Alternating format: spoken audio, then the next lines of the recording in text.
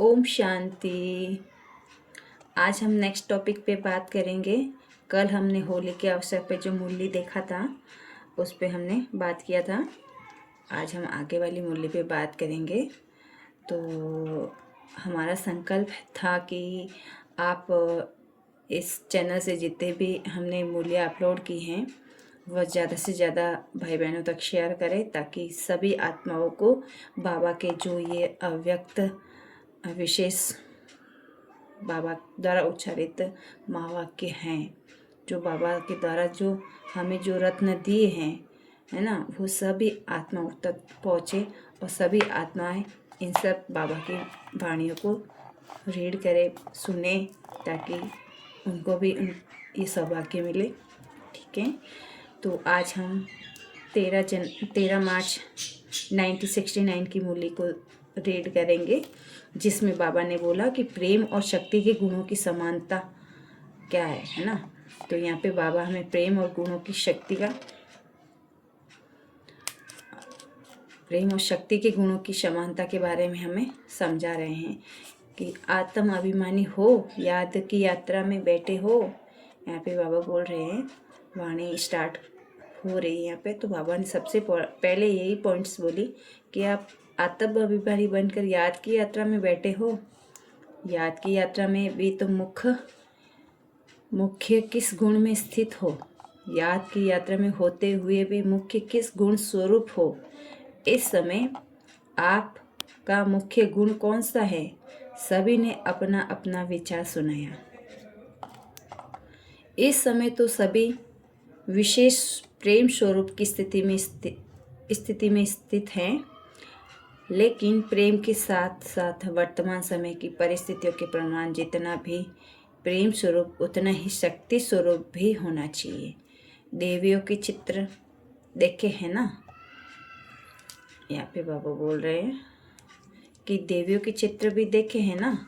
देवियों के चित्र में मुख्य क्या विशेषता होती है? आपने चित्रों को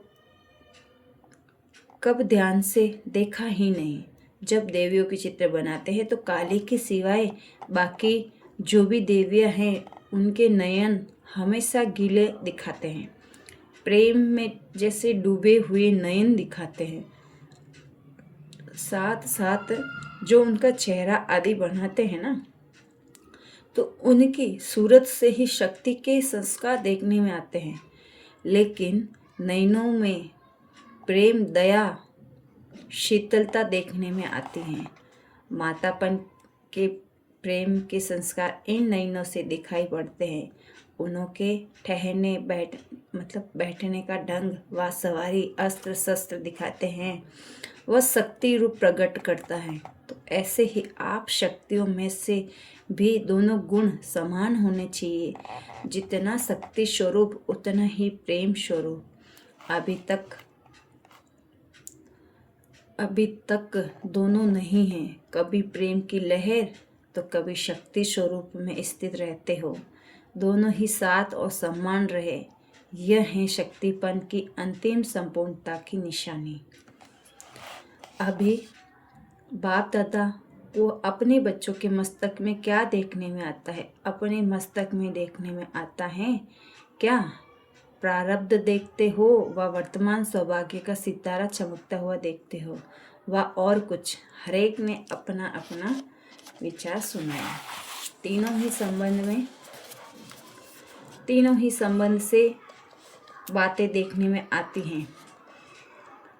इसीलिए आपको त्रिशूल सौगात भेजी थी। तीनों ही सितारे दिखाई दे रहे थे। तीनों ही सितारे दिखाई दे रहे थे। एक तो भविष्य का, दूसरा वर्तमान सौभाग्य और तीसरा है परम धाम में आपकी आत्मा की संपूर्ण अवस्था होनी चाहिए। वह आत्मा की संपूर्ण स्थिति का सितारा है। तीनों ही सितारे दिखाई पड़ते हैं। इन तीनों ही सितारों को देखते रहता है। इन तीनों ही सितारों को देखते रहना। कभी कभी सितारों के बीच में बादल आ जाते हैं और कभी कभी सितारे जगह जगह पर बदली करते हैं।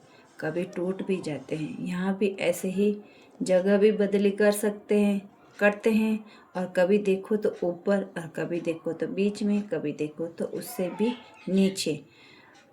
जगह भी अपनी बदली नहीं करनी चाहिए। अगर बदली करो तो आगे भल बढ़ो, नीचे नहीं उतरो। अविनाशी संपूर्ण स्थिति में सदैव चढ़ते रहो, ऐसे सितारा बनना है। टूटने की तो यह बात ही नहीं है। सभी अच्छे पुरुषार्थी बैठे हो, बाकी जगह बदली की आदत को मिटाना है। कुमारियों की रिजल्ट कैसी हैं? आप अपने रिजल्ट क्या समझती हो? विशेष किस बात में उन्नति समझती हो? हर एक ने अपना सुना है। याद की यात्रा में कमी है, इसीलिए इतनी महसूसता नहीं होती है। अमृत वेले का याद इतना अनुभव नहीं होता है, इसीलिए महसूसता की शक्ति कम होती है ना। यहाँ पे बाबा ये बोल रहे हैं कि अमृत वेले का अनुभव नहीं होता है, इसीलिए तो हमें महसूसता की शक्ति कम होती है।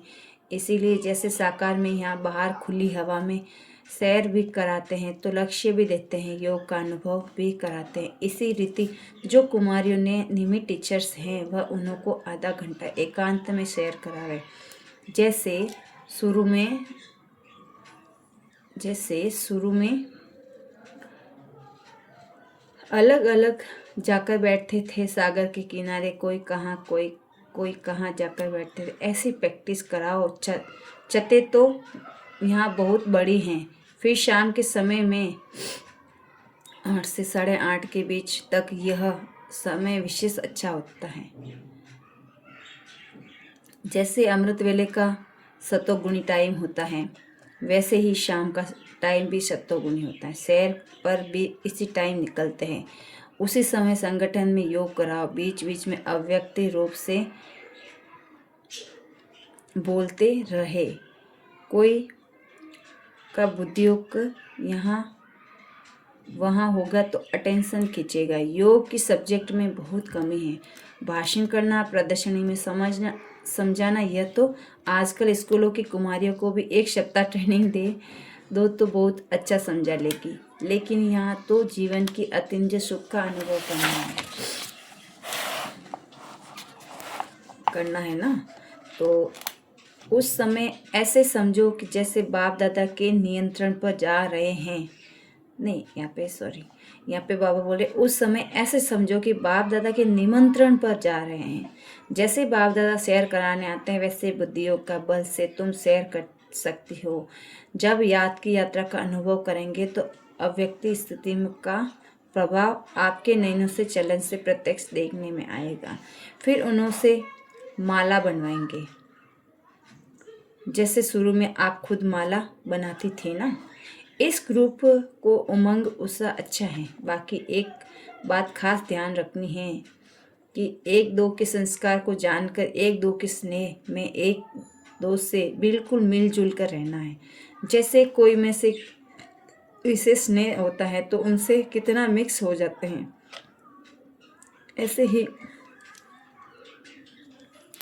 ऐसे ही सभी को 1-2 में मिक्स होना चाहिए। जब कुमारियाँ ऐसा शौक करके दिखाएगी तब फिर भी कुमारियाँ सर्विस करने में नियमित बनेगी, और जो नियमित बनता है उनको उसका फल भी मिल जाता है। आप शोकेस हो अनेक कुमारियों को उमंग उत्साह और उन्नति में लाने की। जितना ही उमंग से साकार निराकार दोनों से मिलकर ये प्रोग्राम बनाए हैं, उतना ही मजबूत अजूरा दिखाता है। कई कुमारियों की उन्नति को निमित्त बन सकती हैं, अपनी हमजिन्स को गिरने से बचा सकती हैं।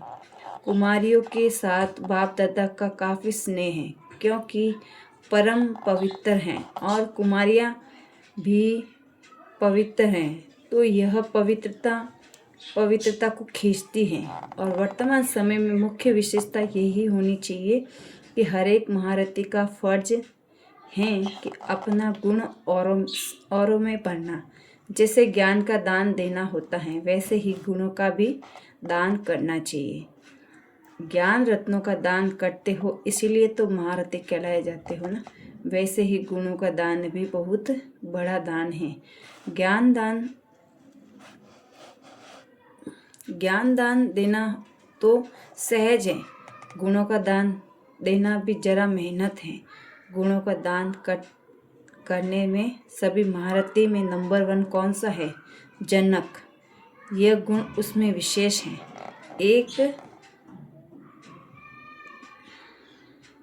एक दो में ये गुण उठाना चाहिए। यहाँ पे बाबा और आगे म्यूजियम की बात कर रहे हैं कि आबू की म्यूजियम की तैयारी के बारे में बाप दादा बोले। धूरादेशी और